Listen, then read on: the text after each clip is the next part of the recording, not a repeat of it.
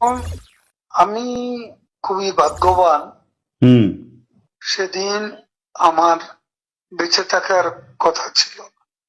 আচ্ছা মৃত্যু থেকে অনেক কাছে ছিলাম। আচ্ছা। আমি আমারই সংসদ এলাকায় হুম আমার নিজের বাসাকে এড়িয়ে হুম পার্শ্ববর্তী আর একটা বাসায় হুম। আশ্রয় নিয়েছিলাম। বেশ। তখন চারদিক থেকে হুম মিছিল আসছিল হুম এবং এটা আসলে ছিল প্রধানমন্ত্রী হুম গণভবন কেন্দ্রিক। হুম এবং এটা আমরা অবাক হলাম যে সংসদ এলাকাতেও এটা ছড়িয়ে পড়ে হুম এবং একটা লুটপাটের হুম যে লুম্পেন স্টাইলের হুম কতগুলো ঘটনা ঘটে হুম এবং সেখানে বিভিন্ন ধরনের লোক হুম আসে এবং এদের এদের মধ্যে বেশিরভাগই হুম মনে হয়েছে এটা কোন রাজনৈতিক অভ্যুত্থান, হুম। এটা লুটপাটের অভ্যুত্থান। না, একটা কথা জিজ্ঞাসা করি, সে তো আমরা তখন সেটা দেখলাম এবং মাননীয় এখন প্রধানমন্ত্রীকেও। আমি হুম যে বাসাতে ছিলাম হুম। তারা সে বাসাতেও হামলা করে। আচ্ছা। তারা জানতো না হুম। যে সেখানে আমি আছি। আচ্ছা। আমার বাসা তারা লুটপাট করেছে, হুম কিন্তু যে বাসায় আমি গিয়ে আশ্রয় নিলাম হুম সেখানে তারা হামলা করবে এটা আমি ভাবতাম। কিন্তু সেখানেও দেখলাম যে অনেক আহ লোকজন হুম ঢুকে পড়ে এবং তারা ভাঙচুর লুটপাট হুম করতে থাকে। হুম আমি আমার স্ত্রী সহ আমরা বাথরুমে ঢুকিয়ে যাই, অনেকক্ষণ ছিলাম, প্রায় 5 ঘন্টা।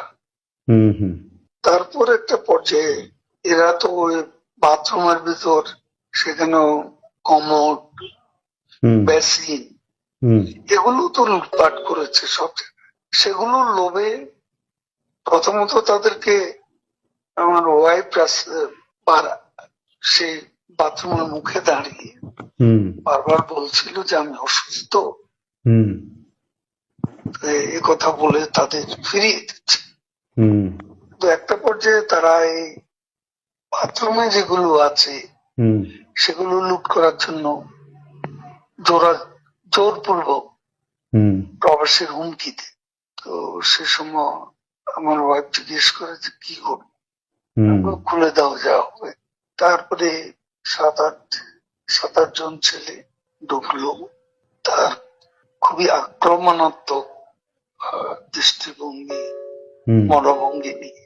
হুম তখন হঠাৎ তারা আমার দিকে তাকায়, হুম আমার দিকে তাকিয়ে আপনি নেত্রী চলে গেল, আপনি জাননি কেন? আমি কিছু বলছিলাম। তারপরে এই ছেলেদের মধ্যে কি ভাবের উদয় হয়েছে জানি না, হুম তারা আমাকে বলে আপনার ছবি তুলবো। তারপর আমার ছবি তুলতে শুরু করলো, সেলফি নিচ্ছিল, হুম ছবি তুলেছিল। এরা ছাত্ররা অনেকে আমাকে চেনত। হুম হুম কি কারণে তারা তখন আক্রমণাত্মক যে মনোভাবটা ছিল হুম সেটা নিমেষে হুম। শীতল হয়ে গেল। আচ্ছা এরা ঠান্ডা মাজাজে তখন কথা বলছিল। আচ্ছা।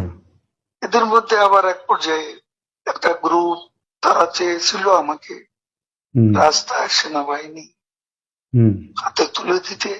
কেউ কেউ আবার এটাও চেয়েছিল যে জনতার হাতে তুলে দিতে। হুম এটা অবশ্যই তখন একটা মানসিক ভাবে হুম ভেতরে ভেতরে হুম ভেঙে পড়েছিলাম। হুম এরপর এরা এদের একটা শার্ট, এদের ওই ব্যাজ, হুম লাল হুম পতাকা শোভিত হুম ব্যাজ লাগিয়ে আবার কালো একটা আহ, মুখে একটা মাস্ক হুম দিয়ে আমাকে হাঁটতে হাঁটতে হুম সংসদ এলাকা থেকে হুম বড় রাস্তা গণভবন অভিমুখী হুম রাস্তা ওখানে নিয়ে যায়। আচ্ছা। ওখানে নিয়ে আমার হঠাৎ করে কোত্থেকে একটা উম, একটা ট্যাক্সি আসে, হুম একটা ইজি বাইক, হুম সেটা খালি ছিল। হুম ওখানে কোনো গাড়ি ঘোড়া কিছু ছিল না। হুম ওটা হঠাৎ করে কেন যেন এসে পড়ল। হুম হয়তো আমার ভাগ্য।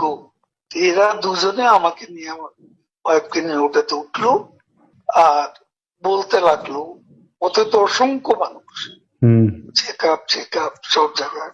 এরা বলতে লাগলো যে আমাদের চাচা চাচি অসুস্থ, হুম হাসপাতালে নিচ্ছি, হুম ডিস্টার্ব করবে না। হুম এই করে করে নিয়ে গেল একটা অনেক দূরে একটা জায়গা। তো এটা হলো, ভাবতেও পারেনি ওরা যখন বাথরুমে ঢুকলো যে বেঁচে হুম থাক, হুম সে বেঁচে থাকাটাই